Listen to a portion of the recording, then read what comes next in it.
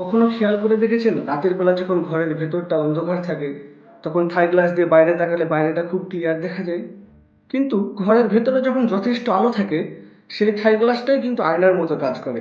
ভেতরটা দেখা যায়, ইভেন আপনি নিজেকেও দেখতে পান, তাই না?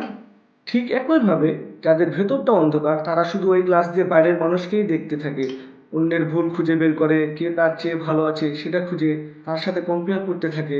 আর যার ভেতরে আলো আছে সে আসলে সেই মনের আয়নায়, মনের জানালায় নিজেকে দেখতে পায় এবং কন্টিনিউয়াসলি নিজেকে কিভাবে ইমপ্রুভ করবে, নিজে কতটা ভালো আছে, নিজের কি কি ব্লেসিং আছে সেগুলো নিয়ে চিন্তা করে।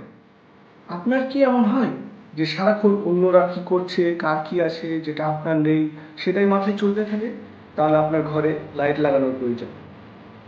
আর সেই লাইট বইয়ের ফরম্যাটে হতে পারে, জ্ঞানের ফরম্যাটে হতে পারে, যেই ফরম্যাটে হোক আপনার ভেতরে আসলে যথার্থ আলোর প্রয়োজন।